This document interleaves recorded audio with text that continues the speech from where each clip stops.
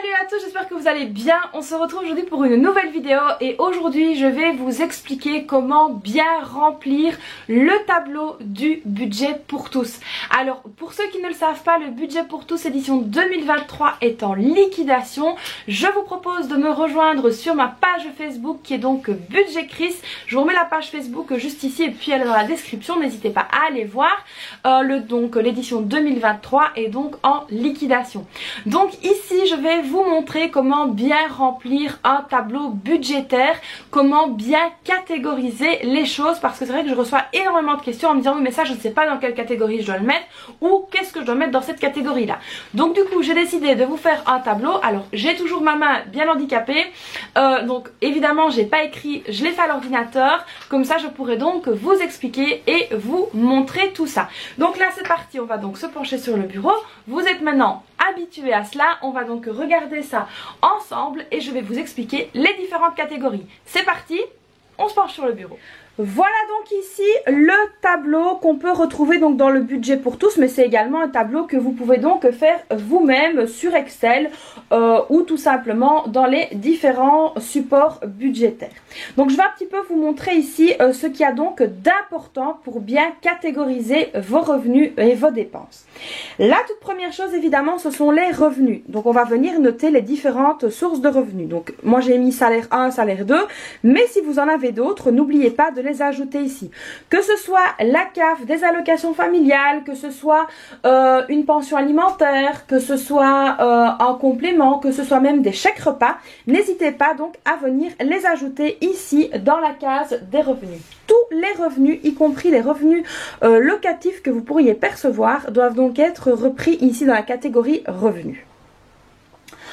Ensuite, que mettre dans la catégorie crédit-dette? Alors, crédit-dette, on va prendre son loyer et son crédit hypothécaire. Moi, en tout cas, je le mets ici dans crédit-dette parce que pour ma part, c'est donc un crédit hypothécaire. Vous pouvez également y mettre votre loyer si vous le souhaitez. Maintenant, c'est à vous de voir. Vous pouvez également mettre loyer dans les dépenses fixes. Ça, c'est vraiment au choix. Alors ensuite, si vous avez des crédits conso, crédit auto ou autres, n'hésitez pas à venir les mettre ici dans crédit. Alors vous pouvez soit les distinguer, ça c'est comme vous le souhaitez, ou faire le total de tous si vous le souhaitez. Ça c'est vraiment au choix, à vous de voir un petit peu la manière la plus facile.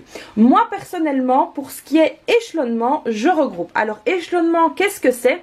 Si vous devez payer des petites sommes à gauche, à droite, par exemple si vous avez emprunté 50 € à un ami, si vous avez peut-être, je ne sais pas moi, si vous devez peut-être payer une facture en plusieurs fois, c'est considéré comme un échelonnement. Donc moi je reprends ici la totalité des échelonnements et je remets donc le montant que je paye. Donc voilà ici pour les crédits et les dettes. Alors ensuite, dans les dépenses fixes, qu'est-ce qu'on met dans les dépenses fixes? Alors évidemment, les dépenses fixes, ce sont des dépenses qui vont revenir tous les mois, comme par exemple l'électricité, le gaz, l'eau. Alors l'eau, attention, ça peut être soit mensuel, soit trimestriel. Ça, c'est vraiment à vous de voir.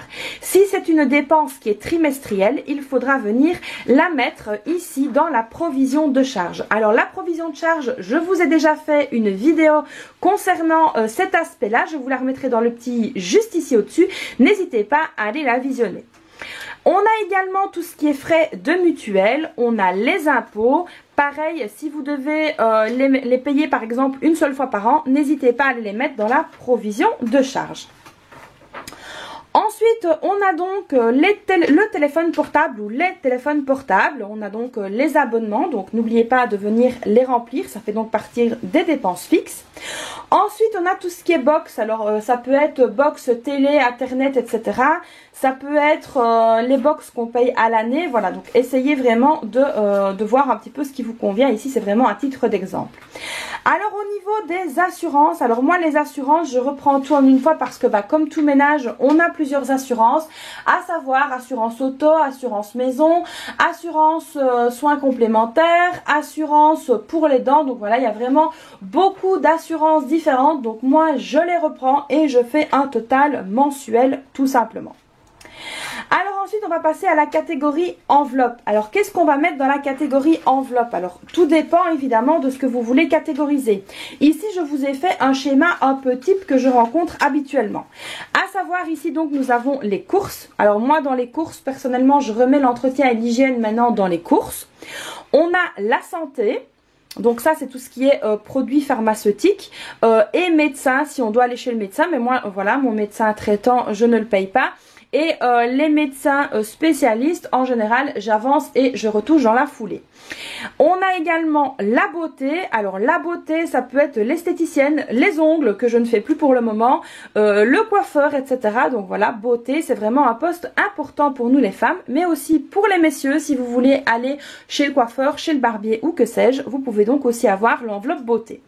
Alors ici, on a l'enveloppe maison. Alors qu'est-ce que je dépense moi au niveau de la catégorie maison si je veux refaire le potager, par exemple, si j'ai une clinche de porte à changer, si j'ai une ampoule, si j'ai des choses comme ça partira donc de l'enveloppe maison.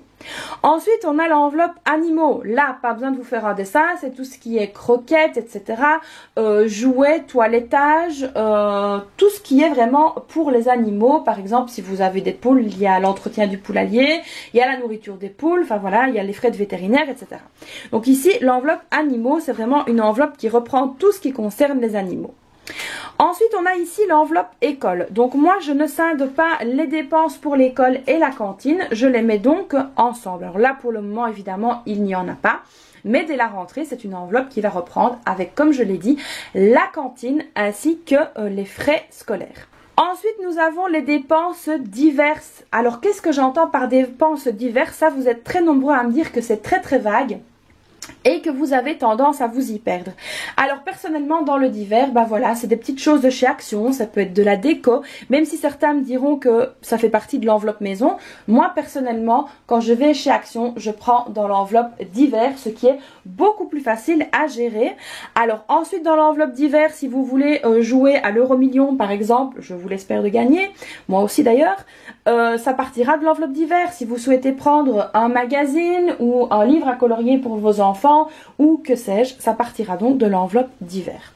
On a évidemment l'enveloppe vêtements. Alors ça, l'enveloppe vêtements, je n'ai pas besoin de vous faire un dessin. Ça fera donc partie des dépenses si vous en avez concernant les vêtements, enfants ou adultes. Donc ça, c'est vraiment une enveloppe qu'on fait. Alors on peut s'habiller, ça je l'ai déjà expliqué, tous les mois. Hein. On peut faire du shopping tous les mois si on en a envie. Nous, personnellement, ce n'est pas notre cas. On essaye vraiment de s'habiller pendant les soldes. Il n'y a que évidemment pour les filles où là, on essaye d'acheter dès qu'elles en ont besoin, mais on essaye quand même de faire un maximum pendant les soldes. Alors moi évidemment je ne suis pas une grande fan des magasins de vêtements, etc. Mais en tout cas en ce qui concerne les soldes, j'attends vraiment la fin de la fin de la fin, voire le dernier jour, pour essayer de faire les meilleures affaires possibles. Alors là, pour vous donner une petite idée, pour les filles, on va acheter donc les vêtements de la rentrée scolaire le dernier jour des soldes. Et oui, ce sera le dernier jour pour pouvoir faire les meilleures affaires, y compris les chaussures pour la rentrée, parce que moi j'ai deux princesses qui poussent comme des mauvaises herbes pendant l'été. Alors ensuite au niveau des loisirs, alors on peut mettre donc les loisirs, ça peut être les excursions, ça peut être les sorties, ça peut être si vous décidez de faire un parc d'attractions en famille, ça peut être vraiment plein de choses. Donc ici on a l'enveloppe loisirs. Ensuite on aura encore à titre d'exemple l'enveloppe restaurant. Moi c'est une enveloppe que je n'ai plus depuis un moment mais que j'aimerais vraiment bien remettre en place. Donc l'enveloppe restaurant, ça peut être des fast-food, ça peut être des restaurants un peu plus chic, mais voilà, c'est donc l'enveloppe restaurant, comme ça on essaye de maîtriser son budget au mieux. Alors ensuite, au niveau des dépenses variables, là aussi vous êtes très nombreux à me dire mais qu'est-ce que je dois mettre dans les dépenses variables? C'est une catastrophe, je ne sais pas quoi mettre là-dedans. Vous avez donc par exemple le carburant. Moi c'est une dépense variable parce que tout simplement le carburant ça peut varier d'un mois à l'autre suivant le prix du carburant, etc. Suivant si on va se déplacer plus ou non, ce sera donc dans l'enveloppe carburant. Ensuite, l'enveloppe parking. Alors parking, là aussi, alors je parle d'enveloppe, mais je devrais plutôt dire catégorie. Les parkings, ça varie aussi. Ça dépend d'où on va, ça dépend de ce qu'on va faire. Est-ce que je suis capable de marcher ou pas? Tout dépend un petit peu, voilà, de si je me gare près de l'endroit où je dois aller ou si je dois marcher, est-ce que je vais prendre un parking ou pas. Ensuite, donc nous ici en Belgique, ce n'est pas le cas, mais je sais qu'en France, vous devez payer les autoroutes. Alors là, il y en a qui payent systématiquement des abonnements d'autoroute, mais ça va donc dans les dépenses variables pour les autoroutes parce qu'évidemment, il y a des semaines où vous n'allez pas travailler, donc vous n'allez peut-être pas dépenser la même chose que si vous alliez travailler. Ensuite, nounou, alors c'est plus mon cas, hein, mais pour les personnes qui ont donc une gardienne, une nounou, voilà, une aide pour garder les enfants en bas âge, là aussi ça peut faire partie des dépenses variables. Pourquoi? Parce que les montants varient. Alors moi je sais que pour mes filles, lorsqu'elles allaient chez la gardienne, d'un mois à l'autre ça changeait suivant les présences qu'elles avaient. Donc ici, nounou c'est vraiment une dépense variable, ça peut être la crèche, etc. aussi. Suivant si vous avez donc des aides aussi de la CAF ou autre, il faut donc vraiment prendre tout ça en compte ici au niveau des dépenses pour les gardiennes. Ensuite, il y a le sport. Alors ça, c'est en dépenses variables. Pourquoi? Parce que ici, donc, je vais prendre le cas de mes filles. À la rentrée, elles vont sûrement changer de sport et faire de la gym, et le samedi ou le dimanche elles iront à la piscine avec leur papa. Donc du coup ici le sport ça deviendra une dépense variable. On aura d'office la gym, mais on aura le week-end la piscine, et ça ce sera variable. Évidemment si les filles sont malades, elles n'iront pas, on ne devra donc pas payer. Donc ici c'est assez important aussi de mettre le sport dedans. Je sais que mon mari lui a sa salle de sport, donc là aussi ça viendra dans la catégorie du sport, mais là c'est un abonnement mensuel, donc du coup le montant ne changera pas. Alors ensuite, on va passer donc aux épargnes. Alors là aussi, vous êtes très nombreux à me dire, oui mais Christelle, qu'est-ce qu'on va mettre dans les épargnes? Alors moi, ici, dans les épargnes, je conseille toujours de mettre le fonds de secours. Ça, c'est le premier truc qui est donc à vide chez moi, que je dois refaire. Et donc ici, il y a le fonds de secours en tout premier lieu. Ensuite, il y a donc les anniversaires.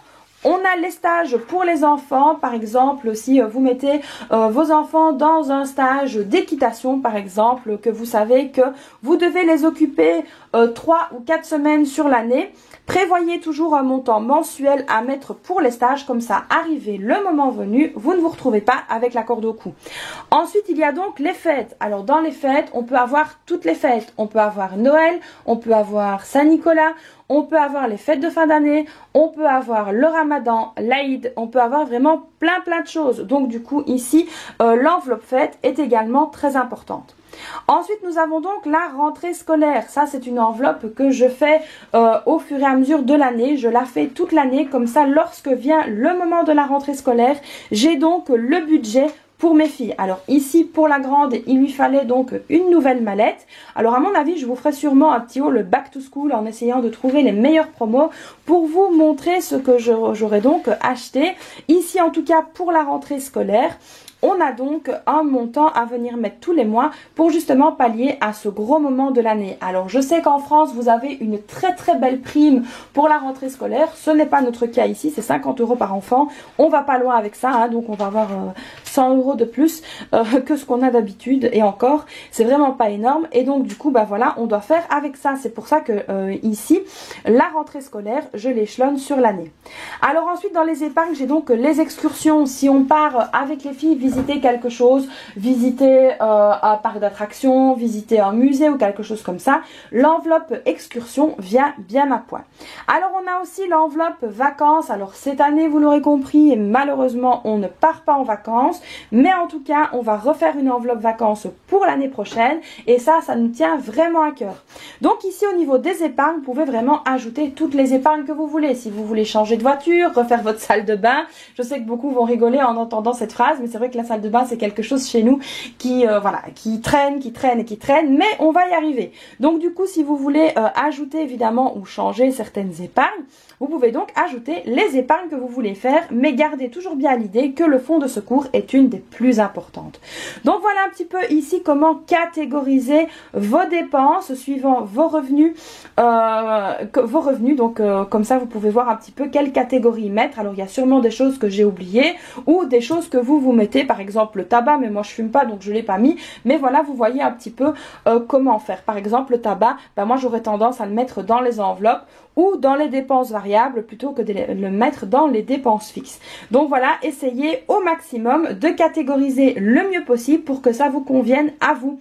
Parce qu'un budget bien ficelé et bien tenu doit vous correspondre à vous. Il ne faut pas venir tout simplement recopier tout ce que vous voyez sur internet, ça ne sert à rien. Il faut que le budget soit établi en fonction de vous, de vos revenus, de vos besoins, de vos envies, qu'il vous conviennent pour que vous puissiez donc bien le tenir. Donc voilà ici les amis pour cette petite explication spéciale catégorie budgétaire. Donc voilà les amis, j'espère que cette nouvelle vidéo vous aura plu, que ça vous aura montré un petit peu comment bien catégoriser vos dépenses par rapport à vos revenus. Alors vous êtes très nombreux à me poser la question de savoir justement quand on est payé en plusieurs fois, comment doit-on s'y prendre? Alors ça c'est une vidéo qui va très vite arriver parce que c'est mon cas.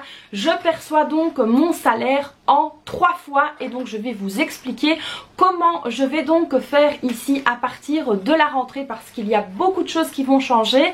On a donc toute une remise en question au niveau budget. Alors évidemment je vous partagerai tout ça parce qu'on s'est rendu compte avec mon mari que la méthode que l'on utilisait actuellement ne nous convenait plus. Alors parfois il y a des moments où comme ça on doit se remettre en question, on doit essayer de reprendre le taureau par les cornes pour mieux gérer. Donc voilà, j'espère que cette nouvelle vidéo vous aura plu. Moi je vous fais donc plein de bisous et puis au passage n'oubliez pas de la liker, de vous abonner s'il vous plaît à la chaîne et d'activer la petite cloche, à me laisser un petit commentaire si l'envie vous en dit. Moi je vous fais donc plein de bisous et puis je vous dis à très vite pour une prochaine vidéo. Bye bye.